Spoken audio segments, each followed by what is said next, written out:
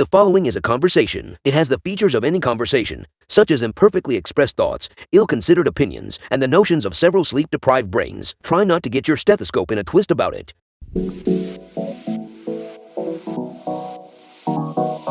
Meandering in the margins of medicine, it's the Shortcoat Podcast.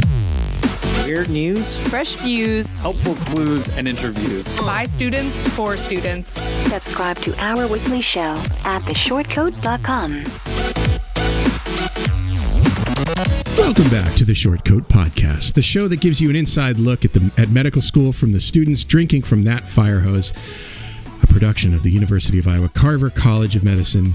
I'm Dave Etler. With me today in the SCP studio, it's budding co-host Caroline Brown. Welcome to the show, Caroline. Thank you. Say hello again to the freshly picked PA2 Ariele Andalon. Hi. Returning to the mic is a flourishing M2 Maddie Fitzhugh. Hey. And a perennial favorite is M2 Matt Engelken. I've been upgraded to favorite. I mean, let's assume that that's true. I think zillions of people have written in to say, hey, get Matt back on the air every week. I haven't heard anybody say that I did a bad job, so who's to say that that isn't true? Right? Speaking of flowers, let's start off today's show with your recent, we'll call them roses and thorns. I would like to hear your best and worst, one good thing, one less good thing that has happened to you recently in your med ed experience. We'll start with Maddie. I knew I shouldn't have made eye contact with you in that moment. You were looking directly at me, and that is the kiss of death. Okay, well, Rose, something that I immediately thought of, completely unrelated to school, is I took my dog to a corgi meetup over the weekend, and we got posted by the store Instagram. Where? So we're famous now. Is this Leash on Life? No, it's Muddy Puppy. Muddy Puppy Mart or something in Coralville. Oh, okay. Shout out, not sponsored. Sweet. Any other? What would your thorn be then? Thorn. Honestly, can I pass? I don't know. Let me think. No, something bad has happened. Something annoying. Something less. You cannot pass. Something bad has happened to you, Maddie. Every week contains good and bad. I mean, that's true, but I like to focus on the good. All right. I guess you're forcing me to see the world as a wonderful, magical place. So yeah, you're welcome. Yeah. Matt, any roses and thorns for you? I'd say a good rose is that this is one of our weeks that didn't have an insanely hard exam, and I always make a joke about how past me is really good at sabotaging future me, or procrastination, everyone has to deal with it. Yeah. But this might be the only time in history where past me actually did future me a solid and studied for an exam as we were learning the material. And so have we unlocked a key to success? I mean, for a class that has 2 tests in a semester, probably not, but we did it for one of them. Okay. And so the week was relatively not that stressful. Good. Then a thorn. The weather's starting to change, and I don't like wearing pants. I should specify, I like wearing shorts. But the big thing is with the weather changing, and it's just been groggy here in Iowa City, and I can feel that winter depression coming on. You could wear shorts. I give you permission to wear shorts. It may be uncomfortable. But yeah, I'd rather be comfortable, Dave. Okay, so just grow more leg hair, Matt. Good point. Yeah. That's all you need. Push out that leg hair. All right. Roses and thorns. We'll jump to you, Caroline. Okay, so I think I'm going to start with my thorn and get the negativity out of the way. I would say that despite having a relatively easy exam this week, I somehow still managed to procrastinate and was slightly stressed for a while about the production of my cheat sheet for maths, even though we're not supposed to call them cheat sheets anymore. So I think that would be What are you supposed to call them? I don't know, notes sheets? Study guide. Yeah, I saw that in the announcements. They're like, stop calling them cheat sheets. I'm like, Carver named them cheat sheets. Like, that was not us. You called them cheat sheets, and now we are being punished. They're probably like, if people find out that we may let them have cheat sheets, they're going to think they're actually cheating. Yeah, they're going to think we're It's real fine, cheaters. listeners. They're not actually cheating. Or are we? No. No, Matt. Absolutely not. Yeah, it's cheating with permission. It's when they let you bring in a note sheet that you work on ahead of time. We're all familiar with this, with this idea. Like, we don't have to, it's fine. Carver College of Medicine. Yeah. Call it a cheat sheet. So that's my thorn. Too much time on that. And I think my rose is that part of my Halloween costume came in this week, and I take Halloween very seriously, so I'm quite excited. What you want to give us a little idea, a little preview? I cannot. That is going to remain top secret until it's unveiled. Yeah. I'm so sorry. Where will it be unveiled? Where should I be? Actually, you should be in Kansas City. I will not be celebrating Halloween in Iowa City this year, but I can report back next time I'm on. Pictures.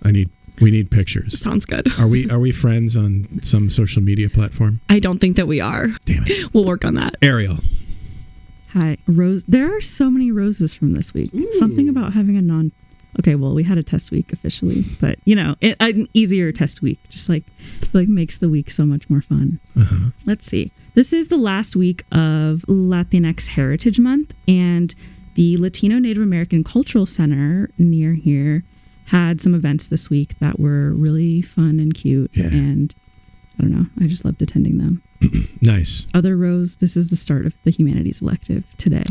That's true. You guys, Friday at 5, and yet people seem interested in going. Maybe there'll be some attendance. Yeah. I think the free pizza has something to do with it, probably. Well, that does help. Thorns, probably similar to Caroline. I did exactly 0 lecture material for our new unit this week, so that'll be a really fun time next week, I think. A thorn for future, Ariel, too. A thorn for, right now it doesn't matter. It's not poking me at all. Okay. Good. Oddly, I hadn't really thought myself if I had any. Well, my every week my Rose is sitting here with y'all to record a podcast. Sweet. Look, that's not a lie. Okay, I just want you to know that is not a lie. My thorn, like Maddie, I'm not sure I have any real. Well, every week I have trouble sleeping, and so I had trouble sleeping earlier this week, and it was really freaking annoying. So we'll go with that. Sleep is important. Shortcoats, we love to hear from you, no matter what it's about. So call us at 347-SHORT-CT with questions, shower thoughts, complaints about your situation, whatever you like. We'll talk about it on the show. Thank you for sharing your trials and tribulations with me. It's nice of you to do that. I feel like we've talked about things. Midterm elections. You know what? It's a really exciting topic for a podcast. Elections. Right? Midterm elections are right around the corner. So we at the Shortcoat wanted to sort of talk about some of the factors that Americans who might be interested in healthcare, like yourselves, are most concerned about going into the midterms. It is the 14th of October as we record this, so it's not that far away. And I would like to say before we begin that I'm not here. None of us, I think, are here to tell you how to vote or what to vote for or anything like that. We're just going to talk about the kinds of things that people might be thinking about if they are interested in healthcare. We may accidentally telegraph what it is how it is we will be voting on certain issues, but that doesn't mean you should do that. So I just want to put that out there. You vote your conscience, but please vote. That is an important thing for you to do. As we discussed in a show that we recorded this summer with Abby Hardy Fairbanks, the fact that Roe v. Wade is no longer settled law means abortion is going to be a hot topic. We don't need to spend too much time on that, I think, because we talked about it for an hour. Go back and listen to that show with Abby. It was a great show. Very interesting. But there are more and more sort of knock-on effects of this change. Among them is the fact that people are having trouble refilling their methotrexate prescriptions. Matt, what do you know about that? So, methotrexate is brought in here because it is used for medically induced abortions. It is a pill that you can take. It treats ectopic pregnancies as well as not spontaneous, but elective abortions. But the big deal here is that a lot of people and a lot of women take methotrexate for issues such as arthritis and lupus and other autoimmune diseases. Some politicians in some states are cracking down on all methotrexate, which means that people that need it for things that aren't abortions have to deal with the fact that they can't get their refills and are then just have to deal with the fact that they have a disease that they can't treat. Yeah, it's also used for, did you say cancers? It's also used for like treating lung cancers, arthritis, psoriasis. Like all a lot kinds of autoimmune stuff. Right, like all kinds of things. And even in some states where that's not, that drug specifically is not actually targeted, I have read that pharmacists may be reluctant to fill prescriptions because they fear being prosecuted, and doctors may be afraid to prescribe methotrexate because they fear getting in trouble with the law. So this is among those knock-on effects that, for those people, this is a knock-on effect. It wasn't, it may not have been intended. Is this something that you guys are thinking about? I think so. I mean, I think it's a part of a very long list of repercussions that we are seeing and are going to continue to see as a result of Roe v. Wade being overturned. But yeah, I mean, I think it's just like a further reflection of the fact that many of the politicians making these laws really have no idea what the downstream effects are and like no idea the actual population of people that they're affecting or a real knowledge of the science and maybe why they're arguing the way that they are. So that'd be my answer. Kind of popping off of exactly what you said, Caroline. Specifically trying to shut down clinics that perform abortions and specialize in abortions, such as things like Planned Parenthood, have a lot of downstream effects in other areas. I know one that's starting to be talked about is the effects it's having on people trying to seek gender-affirming care, in that there's a lot of overlap between things that places like Planned Parenthood do with the general population that are beyond just helping women and people that can become pregnant get abortions, is that people that are trying to seek gender-affirming care and things like that are having a harder time finding that care. Yeah, I was interested to note that I think I read that there aren't any Planned Parenthood clinics that have actually closed. Many of them have sort of leaned into what they can do in states where, abortion is prohibited, like gender-affirming care and other, aspects of women's health or the health of people who have uterus. So, it hasn't completely closed Planned Parenthood clinics, but it's definitely having effects. And by the way, when we talk about these things, I would love to know, are you actually like processing these things for the purposes of voting in the election? I went and looked through a couple of websites, Ballot Ready and Ballotopedia, to try to figure out, for instance, which candidates I would support based on the issues that I think are important. So it's awfully hard. It used to be awfully hard to find information about candidates, and now it seems a bit easier if you use the resources that are available to you. What's interesting is in California, I used to vote based on like this podcast I listened to that covered local politics would release like a little thing on their website of like how they were going to vote. Like they assessed all the candidates on like all their different stances, and I would mostly follow that. Like obviously I would do some reading on my own, but like I found like my opinions aligned pretty well with that. So I guess what I'm saying is I think podcasts have kind of this like niche to fill of people get really overwhelmed by how much info there is out there about voting, and maybe an esteemed medical school podcast could be a great resource for people to look to. Yeah, I'm sure if I want to get fired.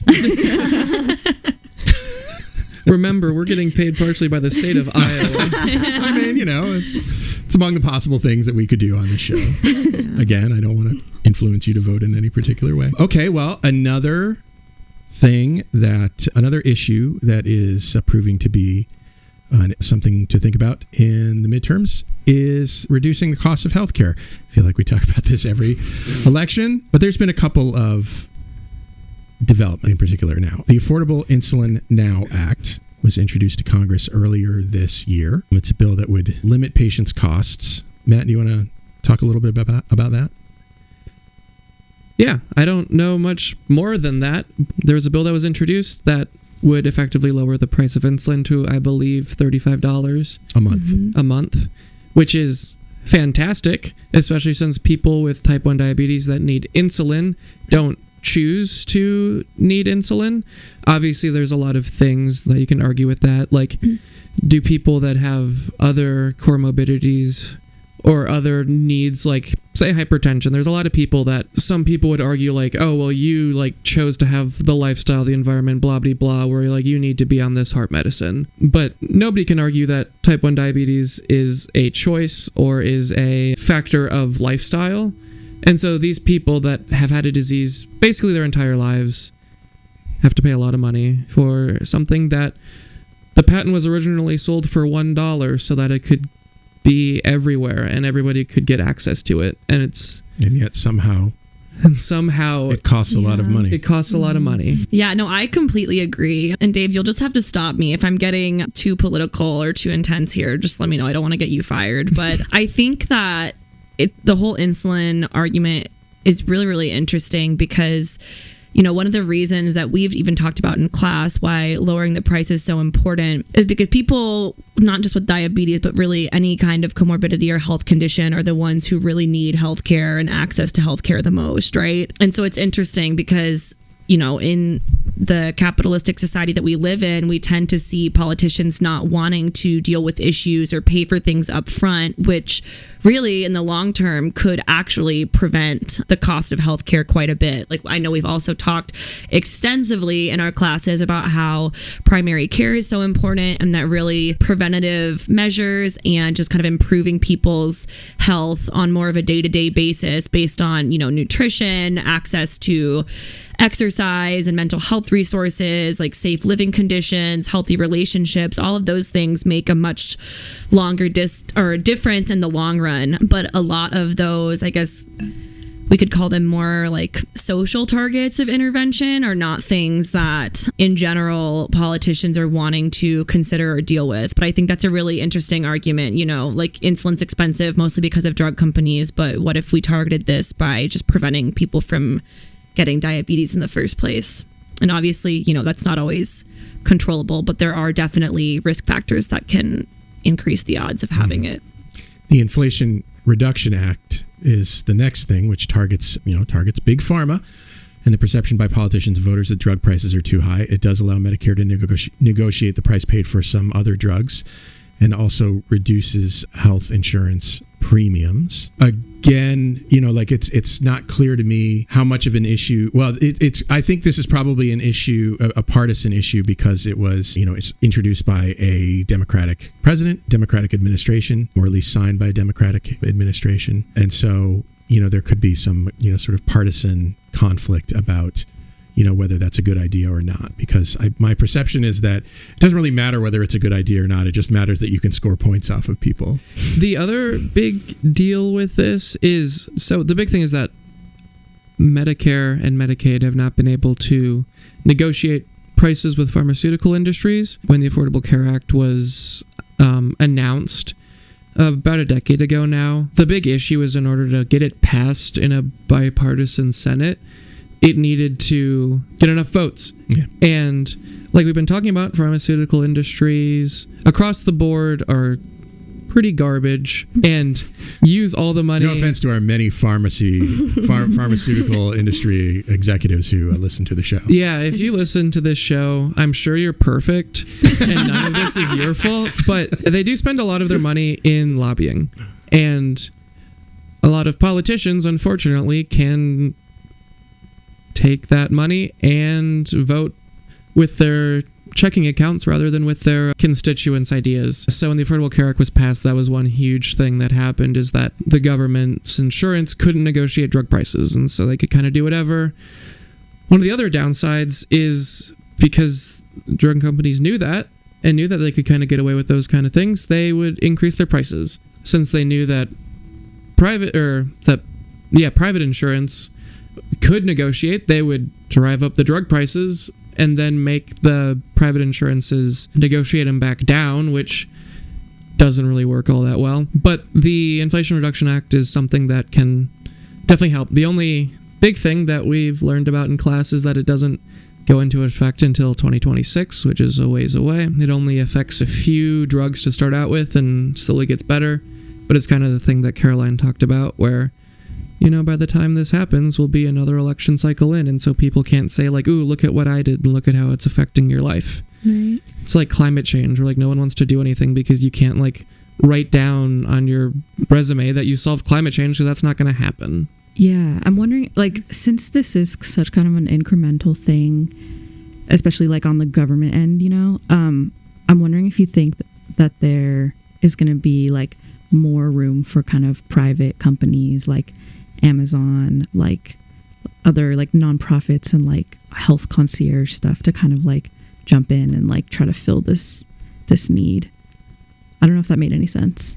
Yeah, the need to provide some kinds of I care guess, to their employees, or some kinds of. Or are you talking about like how Amazon is creating like a drug company to sell pharmaceuticals directly to patients? Yeah, I'm thinking of private companies, and even also like I think I was reading about like how Mark Cuban, the billionaire, is like creating his own nonprofit or company or something to like manufacture at the moment like generic drugs at like way below cost and ship them to people, but also I think trying to get more into like drug development. So I guess stuff like that, of like private entities creating their own drug companies and trying to like step in and do that model of like it's going to be really cheap up front, and then who knows. But I worry that when business steps in to do these sorts, or when business decides to do these sort of things, that there is a motive other than health,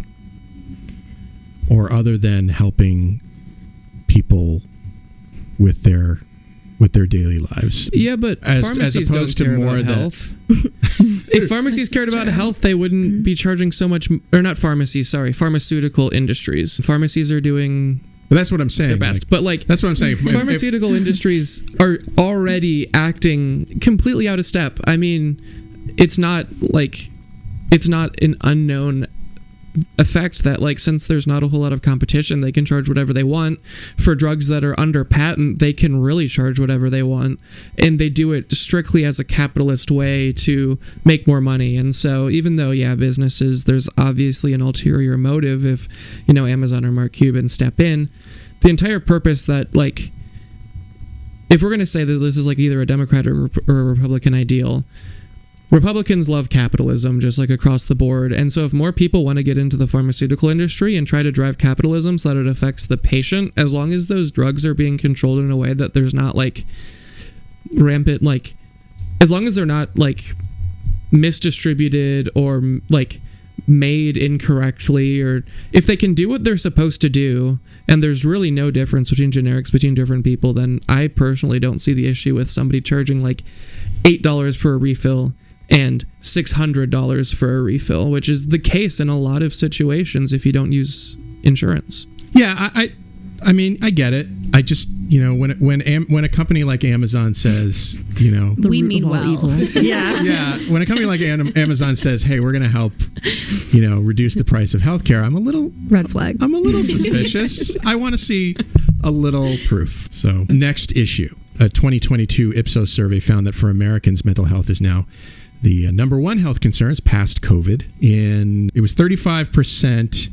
Said it was tops in 2021, and it's now 51% in 2022. And the top concern in 21 was COVID at 68%, but now that sits at 43%. That's good, I guess.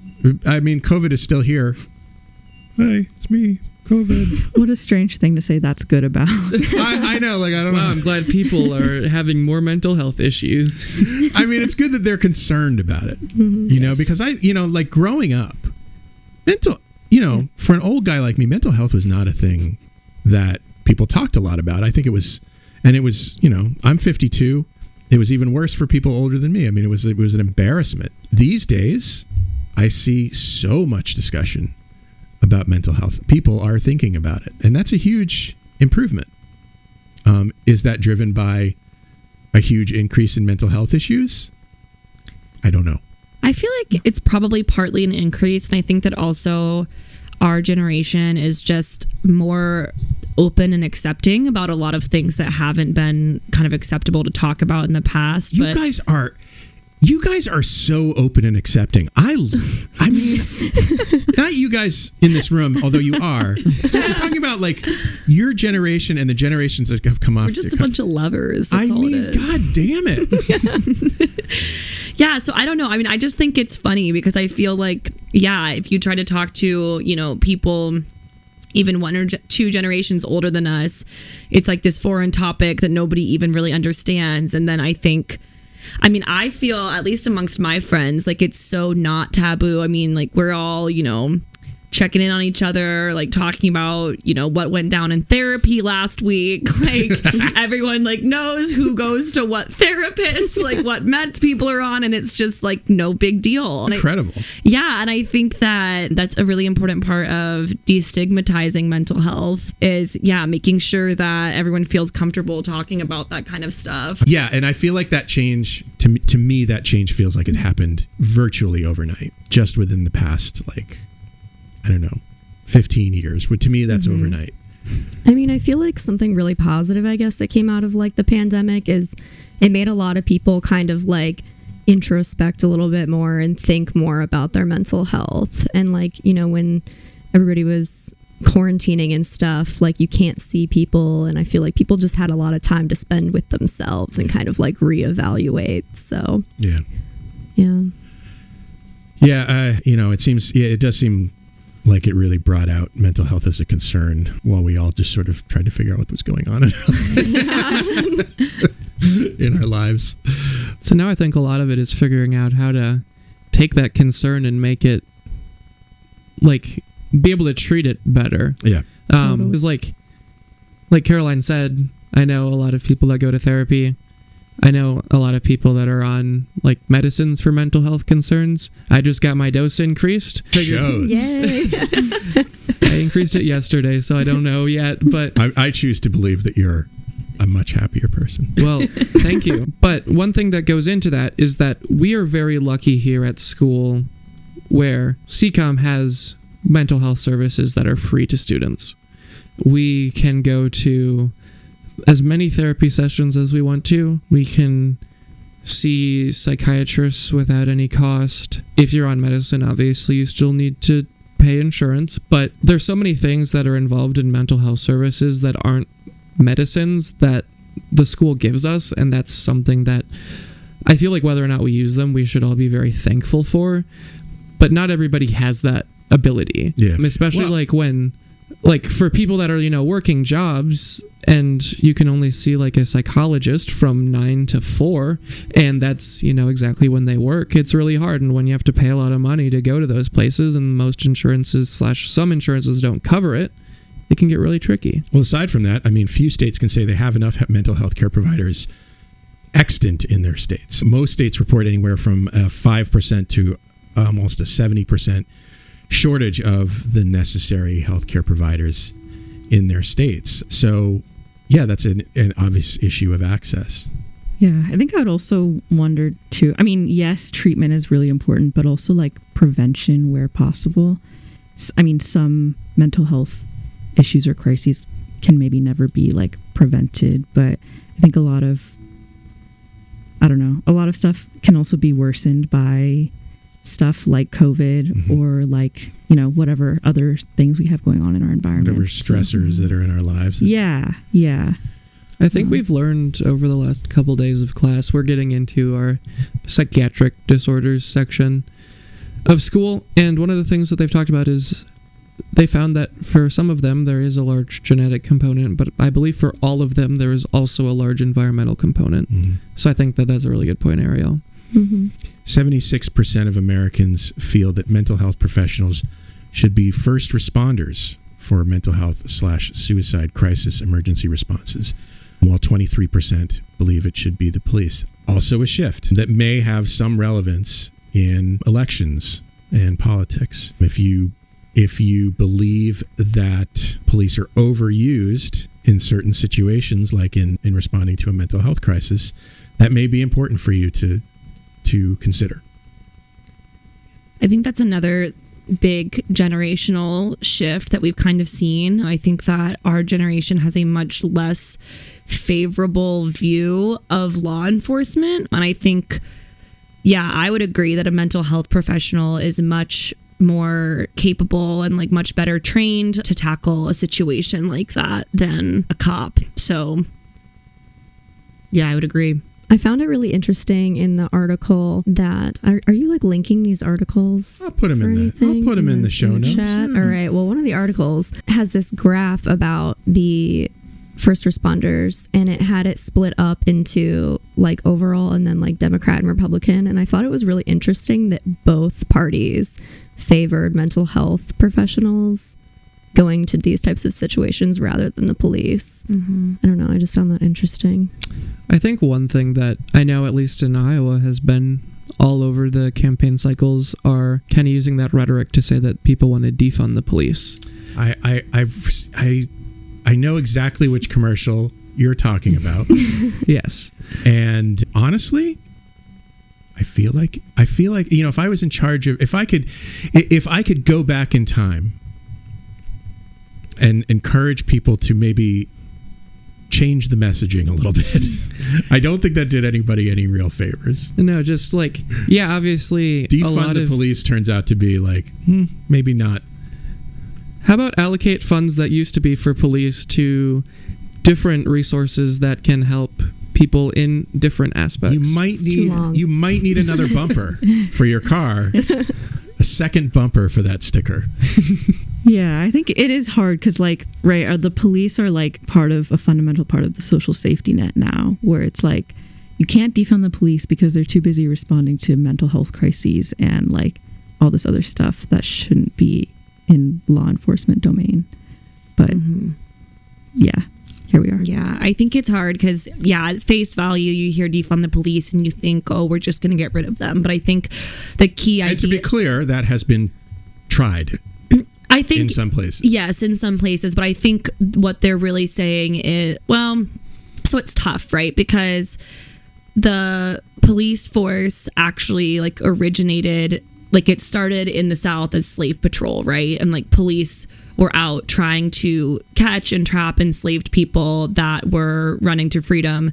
And so I think that Hang on. Is that true? That is true. And I think that that's the whole idea behind defund the police is you can't really fix a system that was born out of racism. So yeah, it's really tough. But I think that, you know, that like saying we're going to completely get rid of this would be, you know, one extreme of a solution to a problem. And I think that somewhere in the middle, and maybe what most people mean when saying that, is what Ariele was saying about kind of reallocating some of those funds and saying, hey, like, is dealing with mental health crises, is this really law enforcement's job? And why would we not have that be handled by a mental health professional? Or if it's something, you know, with social issues that are blowing up, you know, within the context of a family, or I don't even know, like a business or public building or whatever, maybe in some cases, yeah, you might need law enforcement, but I think that some of those issues could also potentially be managed by social workers, or just kind of, you know, really assessing what are these situations in which we keep seeing these run-ins with police officers that end in violence, that end in, I guess, more problems than we started with. Yeah, I mean, it's clear. I think, you know, people with mental health problems are more often incarcerated. Definitely. You know, perhaps instead of, hopefully, if they are incarcerated, they're also getting help, but maybe not. So how would you guys feel if instead of maybe reallocating to like having an emergency response team in like social work or something like that, or in mental health? Because right now, really, when you think of an emergency medical response, you think of the police, you think of firefighters, and you think of EMT, and that's about it.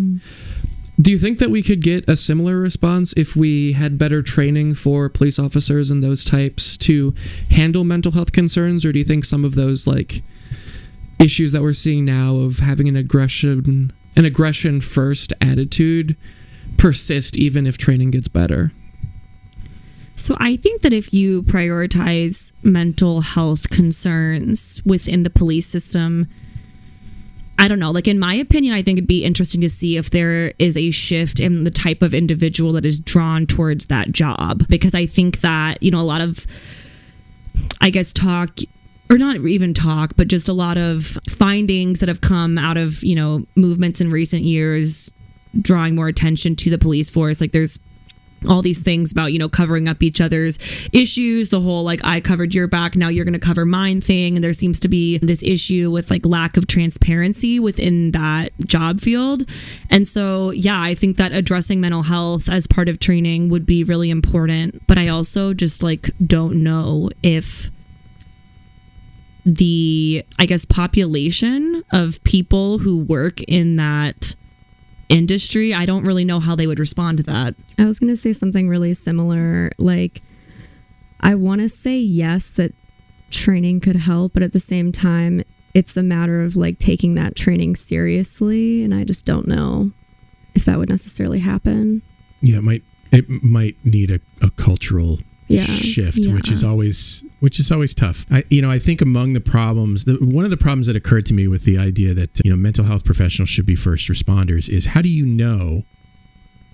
How does a dispatcher make a determination from a phone call that some kinds of situations might need a mental health first responder, or do you just, pair a mental health professional with a police officer and have them work together in some way? Like, that's what I was thinking. Is I feel like a lot of the mental health crises we hear about, like someone is like brandishing a knife, or like someone is in crisis and maybe acting erratic, antisocially. But like, I feel like a lot of times there is like almost some type of quasi threat of violence of like, oh, they like picked up a heavy object, and it's important to respond to that carefully. Yes, and maybe be prepared to use force, but it seems like since more and more Americans feel that this is an experiment worthy of taking place, it might be if it's not now, at least an eventual election issue. That's a good point. There are a lot of, I think, stories coming out of people having regretted calling the police on a relative or someone close to them because of the outcomes of what happened, and they know that that's a possibility. Even calling like the official kind of like crisis non-emergency hotlines. Yeah, I think kind of going off of what you said, Ariele, I can't really think of any situations, at least that have made the news, that have like been situations that have turned violent that don't have an aspect of mental health. Obviously you can say like robberies that have gone wrong and led to like shootouts are probably too like urgent to bring in a mental health person, but also I don't know. But a lot of the situations that I feel like people have gotten really mad about with wrongful deaths have been the situations where somebody is having a mental health concern that escalates. And even if they don't have like a huge like mental health issue, I feel like having somebody that is skilled at de-escalating situations could be really helpful. And whose job it is to actually do that. Shortcoats, if you're enjoying our conversation today, I'd be grateful if you'd let people know by posting a story on Instagram or Facebook or tweeting about us. And don't forget to tag us in your post. Thank you. Next issue, marijuana reform. We've got the Biden administration has recently asked the FDA to revisit the scheduling of marijuana as a Schedule 1 drug, which includes other drugs like opioids, right? Am I getting this right? Opioids, heroin.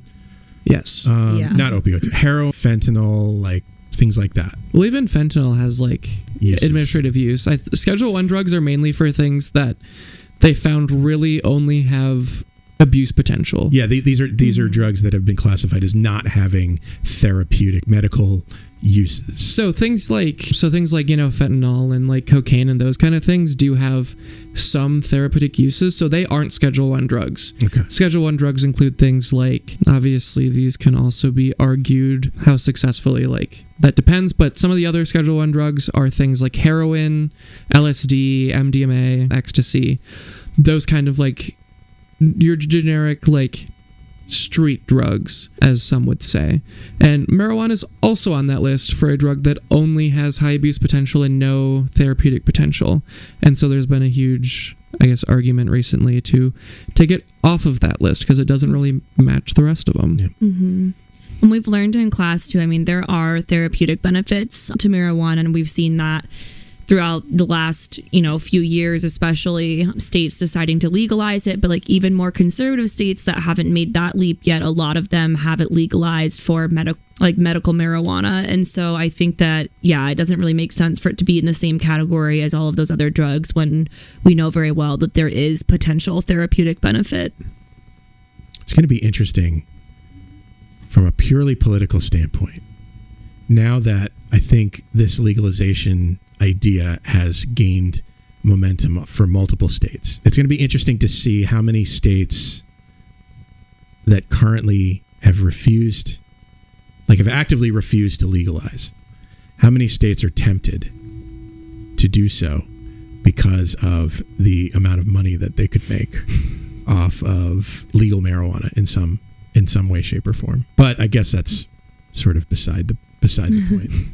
I mean, I know. Is money ever beside the point? Money. I don't know that it is. I don't know that it is. Dr. Rubenstein once told me, follow the money. Yeah. Rupee. Another thing that I have heard, I'm not sure how true it is or not, but one thing that I've heard is that when you legalize marijuana, it puts when you legalize any drug, it makes it from going from an underground market to being regulated. And so then things that, like, a lot of the dangerous effects of marijuana, like it being laced, like it being impure, those kind of things are more tightly regulated and can cause some of those adverse side effects to be less, I guess, prevalent. Definitely. And I think another big motivation in terms of social change is just as we were talking about earlier with racism and incarceration, even though blacks and whites use marijuana relatively equal rates, we see a huge difference in minorities being incarcerated, whereas white people almost never are. And so I think that's another big argument for that, is it's a way to potentially reduce racism in incarceration. So that would be interesting to see play out as well. Have you guys discussed whether legalization has actually resulted in a black market decrease of marijuana? I don't know. I don't think so. Like in class? Not in class, no. That would be amazing if that was a class discussion. Yeah. It's a little outside the purview. I was just wondering if it was something that was, cited anywhere that you know of. Because I don't know that we can assume that would be an effect, but I'm not sure if I know that. I'm not sure. I mean, it does kind of go back to money, where like if it, for example, like in Illinois, it is legal, but it's taxed very highly. In which case there could be a black market, there could still be. True. Just for like lower pricing. Right. I can see that being a situation, but I don't know. Well, I mean, among one of the difficulties with marijuana being a Schedule I drug, at least in years past, is that it was difficult to study. I think it's less difficult to study now, but it's still a Schedule I drug officially. So I think that the more that change, to the extent that it is no longer a Schedule I drug, then it could be studied more, is what I'm saying. Very, very articulately. Yeah, so as for the issue of ballots, there's a pretty wide spread. I'm showing this chart of how much people support or oppose certain measures according to their political affiliation. And Democrats and independents seem to be at the far end of these legalization / decriminalization efforts, and conservatives seem to be at the lower end. But in most cases, it seems to be higher than it used to be, I guess. I don't know. Changing how federal law classifies marijuana so it is no longer classified as a Schedule I drug. 58% of Republicans support that, and that's probably a change. I don't have historical data, though. Climate is another potential election issue now and in the future. And one of the interesting things, Matt, that you pointed out to me was that few Americans seem to correlate climate change with extreme weather events. And that also depends on your political affiliation. Democrats see this as more of an issue, or liberals see this as more of an issue, and conservatives see this as less of an issue. Yeah, for people that don't have access to or are just listening to it, right now we're showing some charts that are basically saying, like, even though tropical storms and hurricanes have increased in the past decade. A lot of people don't seem to notice that. Like, even on the charts that Democrats see that increase more often than Republicans, neither are over 50%, either in like frequency or intensity, which is crazy as somebody that doesn't live in areas where we get very many hurricanes and tropical storms. Except we have gotten, the state of Iowa's gotten 2 derechos in like 3 years, which for people that don't live in Iowa and don't know what a derecho is, it's been called an inland hurricane. Yeah. And so, like, hearing all of these massive hurricanes that have hit over the last decade, and just like feeling like it's a consistent cycle of just like, oh, which state is preparing for the next hurricane, and which hurricane is Puerto Rico currently recovering from, and the fact that just like keeps continuing seems crazy, that the people that are actually in it are like, same old life. And there are huge health concerns from climate change, which we covered in detail in a podcast recently with Dr. Peter Thorne of the UI College of Public Health. So make sure you go back and listen to that show. It's an interesting discussion. I think one of the biggest health concerns is honestly mental health, like particularly amongst young people. I think there's just so much uncertainty and kind of doubt cast upon the future that a lot of people really don't know how to handle that. And I've read some about too, just a lot of mental health professionals, also aren't prepared to deal with that, because this is kind of, uncharted territory. Yeah, and a scary reality for everyone. So I can tell you that, I feel terrible about this, but my kids have expressed concerns about, bringing kids into the world in a situation where things are looking a little like grim. It's going to be a problem. A little sketchy. Yeah. On the other hand, the only people who are going to solve this are future people. Right. So unfortunately, future people aren't getting elected into they will in seats. The future. They will in the future, but right now that's the whole point. The future people. So obviously climate has to deal with healthcare for a lot of reasons, but you mentioned that it's going to affect future generations, and it's going to be changed by future generations. But right now, government is largely controlled by old people, and old people that it may not affect their lives at all have a harder time making those changes. The next and last issue is gun reform, or we'll call this Second Amendment issues. And interestingly, most Americans support a variety of gun reform ideas, things like universal background checks. I'm looking at a chart here that says 83% of Americans support universal background checks. 83% report safety training before the purchase of a gun. Mental health evaluations before purchasing a gun, 78%. Raising the minimum age to buy any kind of gun from 18 to 21, 74%. Agree with that idea.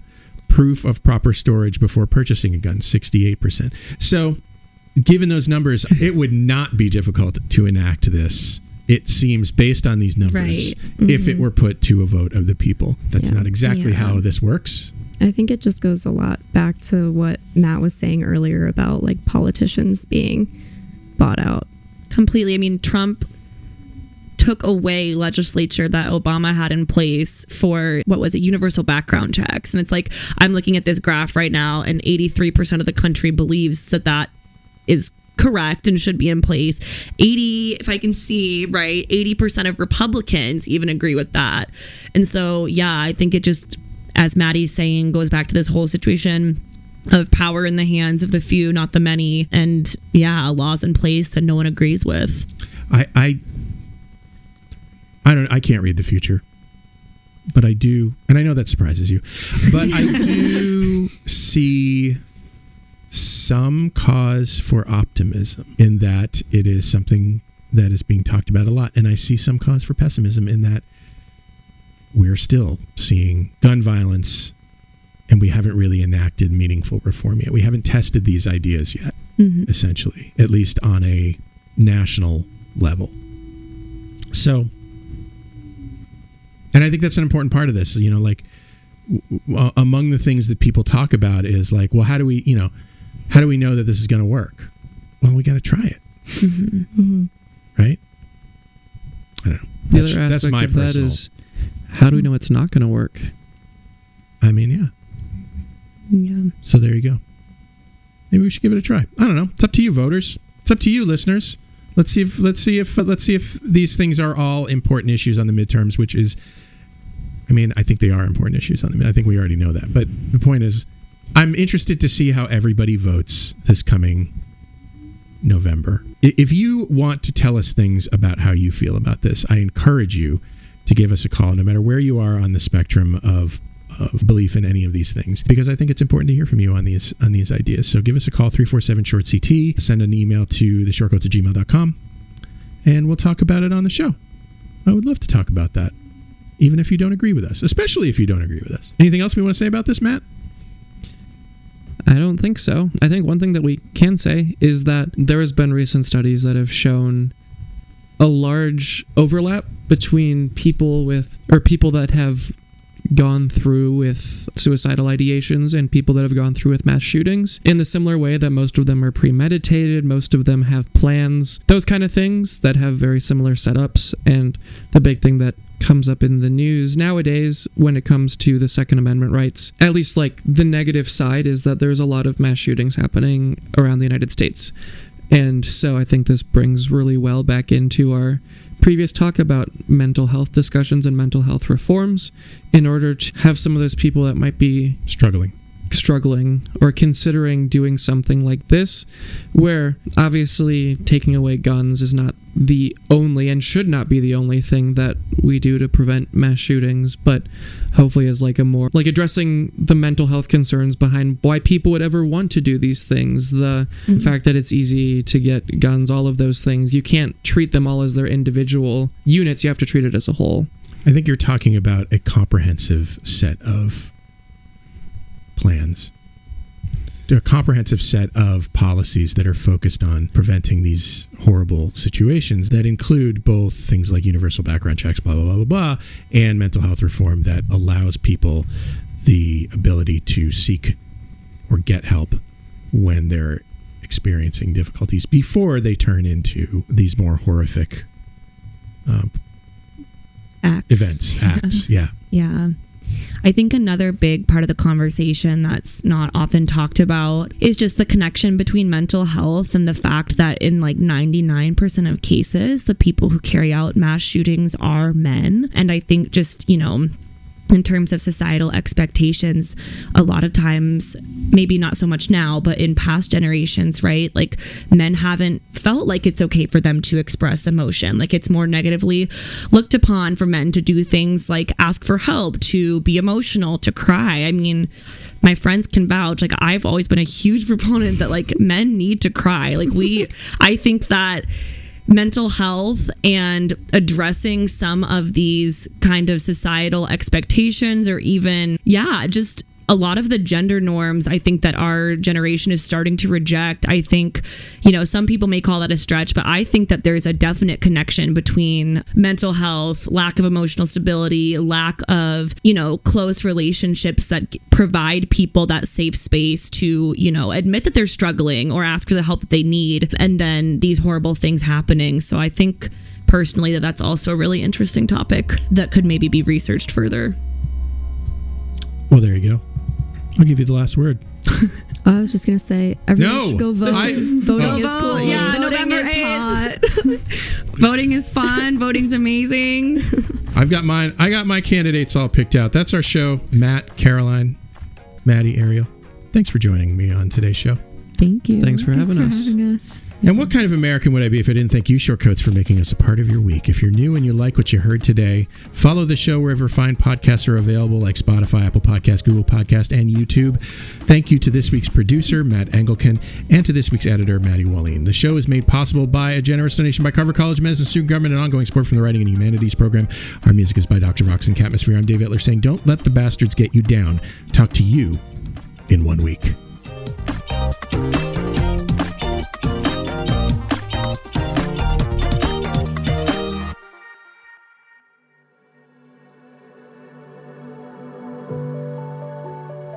Hi, Shortcoats.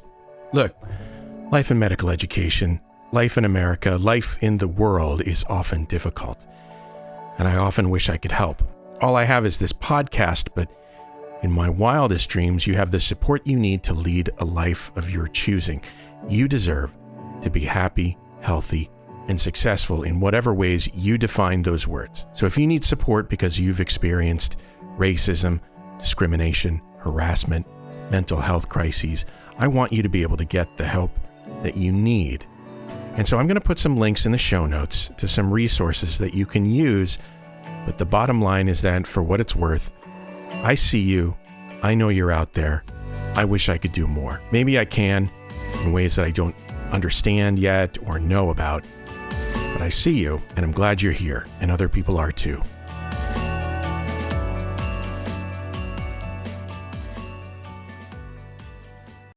This Short Code podcast is a proud member of the MedEd Media Network. Inspiration, information, and guidance on your journey to medical school and beyond at mededmedia.com.